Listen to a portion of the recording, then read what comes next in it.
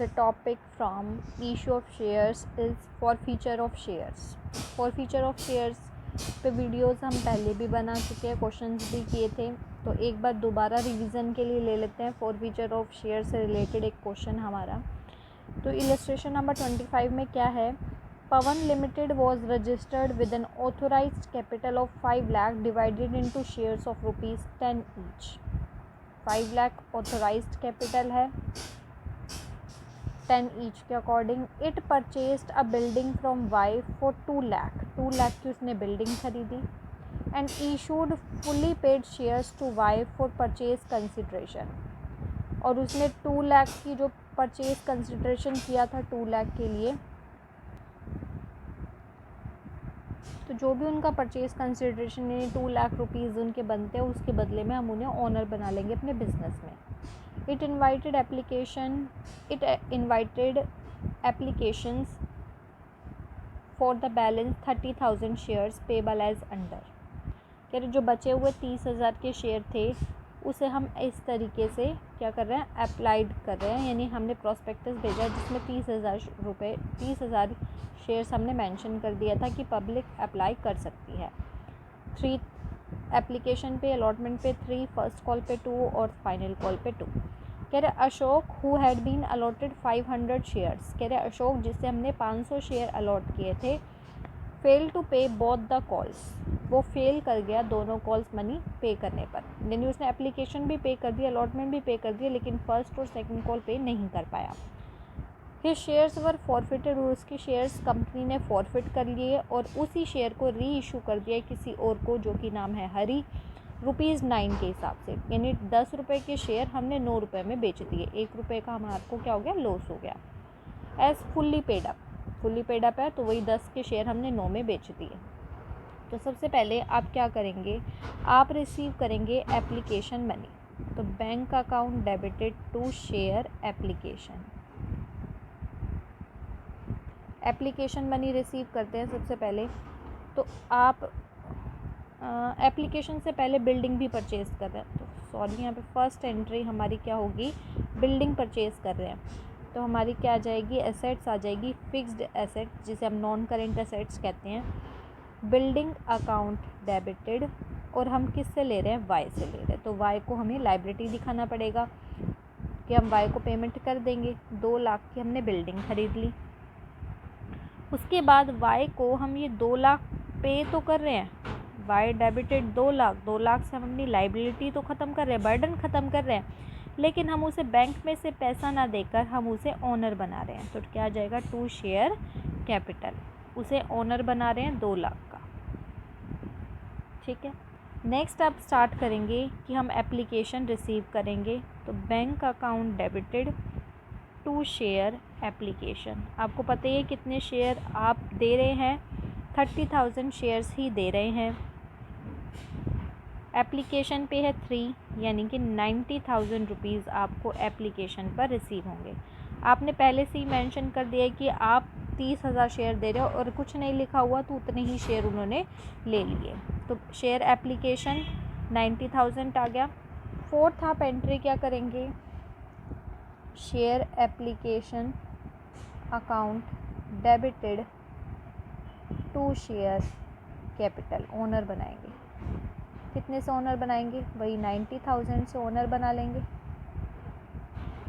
Fifth entry आप due दिखाएंगे allotment money, तो share allotment account debited to share capital account.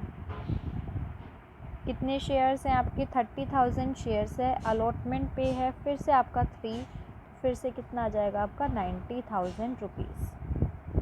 Then you will collect the allotment money, bank account debited to share allotment. Total आप 90,000 ही receive कर रहे हैं allotment पर। अब जो डिफ़ॉल्ट करना स्टार्ट होगा वो यहाँ से स्टार्ट होगा, तो पहले सबसे पहले शेयर फर्स्ट कॉल को हम ड्यू करते हैं। Share first call account debited to share capital, हमने ओनर तो बना दिया फर्स्ट कॉल के लिए। कितना है, फर्स्ट शेयर्स है 30,000, फर्स्ट कॉल पे है 2 रुपीज़, यानी 60,000 से हम ओनर तो बना रहे हैं, लेकिन हुआ क्या, यहाँ पे फर्स्ट कॉल जो अशोक है वो first call both the calls नहीं दे पा रहा, यानी फ़र्स्ट कॉल भी नहीं दे पा रहा, तो यहाँ पे हमें रिसीव होगा अमाउंट फ़र्स्ट कॉल पे, बैंक अकाउंट डेबिटेड। लेकिन आप देख रहे हैं कि अशोक है वो 500 शेयर्स के लिए है और वो फर्स्ट कॉल पे नहीं दे रहा, तो क्या हो जाएगा, calls in arrear account debited to share first call. तो यहाँ पे किसका अमाउंट आएगा, ये अगर आप देखें तो कॉल्स इन एरियर में कौन है, अशोक है। 500 शेयर्स अशोक के पास है, फर्स्ट कॉल नहीं दे रहा 2 रुपीज़, यानी 1000 रुपीज़ ये नहीं दे रहा। 60,000, तो अगर आप देख लो बैंक में कितने रिसीव होने चाहिए थे आपको, 60,000, लेकिन ये 1000 रुपीज़ हमें नहीं दे रहा, तो कितने हो जाएंगे आपके 59,000। 9th हम करेंगे share second call due, share second call account debited to share capital, second call due करते हैं। तो 30,000 शेयर्स हैं, सेकंड कॉल पे भी 2 रुपीज़ है, यानी 60,000 रुपीज़ हम ड्यू दिखाएंगे। अब क्या हो रहा है, फिर से जो अशोक है वो हमें सेकंड कॉल पे भी पेमेंट नहीं कर रहा, तो पहले जो रिसीव हो रहा है बैंक अकाउंट डेबिटेड, और फिर से ये अशोक आ गया कॉल्स इन एरियर जो कि हमें पेमेंट नहीं कर रहा, और बाकी हमारे यहाँ पे क्या आ जाएगा, शेयर सेकंड कॉल। तो अशोक 500 शेयर्स के लिए है, सेकंड कॉल 2 रुपीज़ का है, ये 1000 फिर से पे नहीं कर रहा, और यहाँ पे हमें कितना अमाउंट दिखाना है, 60,000। फिर से यहाँ पे देखो 60,000 रुपीज़ रिसीव होने चाहिए थे, 1000 पेमेंट नहीं कर रहा, तो फिर से कितना आ जाएगा, 59,000 रुपीज़। अब हम क्या कर रहे हैं कि हमने सब कुछ दिखा दिया, अब हम उसके शेयर्स को फॉरफिट कर लेंगे। कह रहे उसने फ़र्स्ट और सेकंड कॉल नहीं पेमेंट करी, अब हमारे पास और कुछ तो है नहीं मंगवाने के लिए, तो हम उसके शेयर्स को फॉरफिट करते हैं। शेयर फॉरफिट करने का मतलब है जो उसकी शेयर कैपिटल बनती है हम उसको ख़त्म कर देंगे। जब शेयर कैपिटल बनाते हैं, ओनर बनाते हैं, तो उसे क्रेडिट करते हैं, अब हम उसे डेबिट कर देंगे। क्यों कर रहे हैं डेबिट, ताकि हम उसके शेयर कैपिटल को ख़त्म कर सके, उस ओनरशिप से हटा सके। पहले ही बता रखे शेयर कैपिटल में ओनर ही होते हैं, ABCD जो भी है, तो यहाँ पे अशोक को हम डेबिट कर रहे हैं, यानी शेयर कैपिटल को हम डेबिट कर रहे हैं। कितने से ओनर हटा देंगे, देखो अशोक ने 500 शेयर्स ख़रीदे थे, टोटल कितना है, 10 रुपीज़ के अकॉर्डिंग उसने ख़रीदे थे, यानी कि वो 5000 का ओनर बनता था, ठीक है। 2 कॉल्स इन एरियर को भी ख़त्म करेंगे, हमने उसको पेंडिंग दिखाया कॉल्स इन एरियर में, 1000 ये नहीं दिया, 1000 ये नहीं दिया, जब उसको हटा ही दें हमने हमारे बिज़नेस से, तो ये total 2000 rupees calls in arrear हो गया, ये हो गया। अब हम क्या करेंगे, उसके शेयर्स को फॉरफिट करेंगे, तो क्या आ जाएगा, to share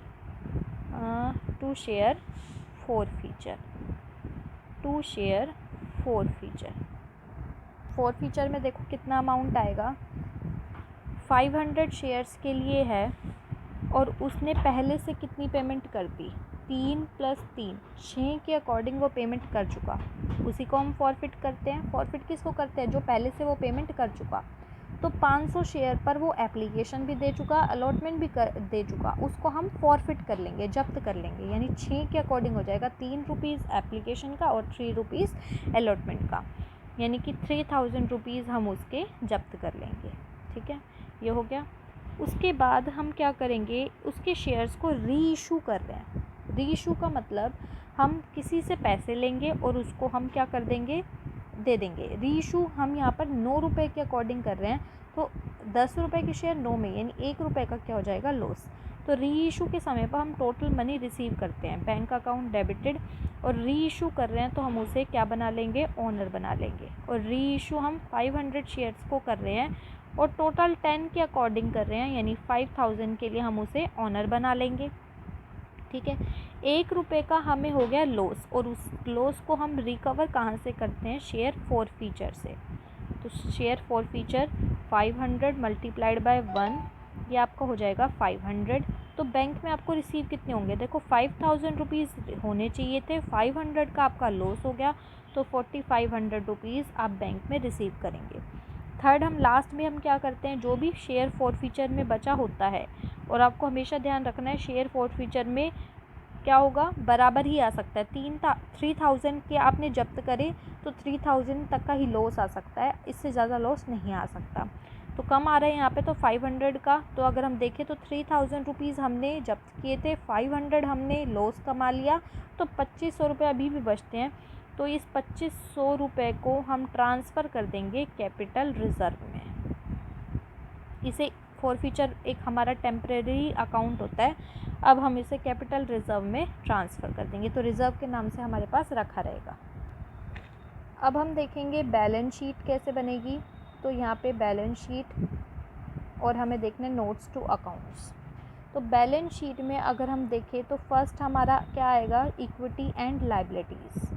equity and liabilities, share holders fund आएगा सबसे पहले, शेयर होल्डर्स फंड्स। तो शेयर होल्डर्स फंड में क्या आ रहा है, फर्स्टली शेयर कैपिटल, जितने से आपने ओनर बनाया। तो आपको पता है 2 लाख से एक ओनर बनाया था, 3 लाख से एक ओनर बनाया था, तो ये अब क्या हो गए 5 लाख रुपीज़ से आपने ओनर बनाया। बी में रिज़र्व्स एंड सरप्लस और लिख देंगे, रिज़र्व्स एंड सरप्लस। तो आपने सरप्लस अभी कमाया ही, रिज़र्व आपने बनाया ही है 2500 रुपये का, तो आपका आ जाएगा 502500। सेकंड नंबर पे जो आप यहाँ पे दिखाएंगे वो आप दिखाएंगे एसेट्स। तो फर्स्ट पे आपने दिखाया इक्विटी एंड लायबिलिटी, सेकंड पे हम दिखाएंगे एसेट्स। एसेट्स में आपकी नॉन करेंट एसेट्स दे रखी है। नॉन करेंट एसेट्स यानी कि आपकी फिक्स्ड एसेट्स है, और फिक्स्ड एसेट्स में टेंजिबल, और टेंजिबल में कौन है, बिल्डिंग। तो यहाँ पे चाहे आप टेंजिबल लिखो चाहे आप लिखो बिल्डिंग। तो बिल्डिंग है आपकी 2 लाख की, बिल्डिंग को भी आपको दिखाना है बिजनेस के अंदर। थर्ड नंबर पे हम दिखाएंगे हमारा कैश एंड कैश इक्विवेलेंट, इसे हम करेंट एसेट्स भी कह सकते हैं। कैश एंड कैश इक्विवेलेंट में है कैश एट बैंक। बैंक में हमारे पास पैसे हैं, आप इसे टोटल कर लोगे बैंक में कितना कितना दे रखा है, तो आप देखोगे 302500 निकल कर आएगा। ठीक है, नेक्स्ट हम देखते हैं notes to accounts. Notes to accounts में सबसे पहले ऑथोराइज्ड कैपिटल आपको 5 लाख की दे रखी है, तो ऑथोराइज्ड कैपिटल दिखा दो चाहे आप। ऑथोराइज्ड कैपिटल आपने देखा ही था, स्टार्टिंग में लिखा हुआ था 5 लाख की।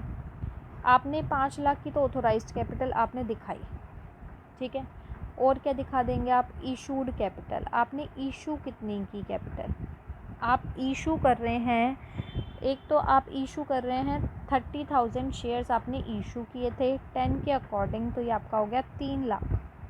साथ ही साथ 2 लाख की आपने बिल्डिंग के लिए भी ओनर बनाया था, तो आप ओनर कितने से बना रहे हैं, 5 लाख से। ठीक है, 5 लाख से कैसे ओनर बना रहे हैं, एक तो 3 लाख कौन से हैं, जो आपने शेयर्स आपने इशू करे, 30,000 शेयर्स इशू करे थे 10 के अकॉर्डिंग, तो आपने कितने 3 लाख से ओनर बना लिया, किसी को भी 3 लाख से ओनर बनाया। देन आपने फिर क्या करा, जो 2 लाख है, ये 2 लाख आपने बिल्डिंग का जो था उससे भी उनको ओनर बनाया था, तो 3 + 2 कितना हो गया 5, और शेयर कैपिटल में हमने देखो 5 लाख ही दिखाया है। फिर उसके बाद आप क्या दिखाएंगे, ये आपका इशूड हो गया, नो ऑथोराइज्ड दिखा दिया, ये दिखा दिया। नेक्स्ट हम दिखाएंगे हमारे टेंजिबल एसेट्स। टेंजिबल एसेट्स यानी कि बिल्डिंग 2 लाख की दिखा देंगे, और फिर हम दिखाएंगे कैश एंड कैश इक्विवेलेंट, जो कि आपके पास है 3,2500 का। और साथ ही साथ क्या आ जाएगा आपका नोट्स टू अकाउंट में, reserves and surplus, reserve and surplus 2500 के।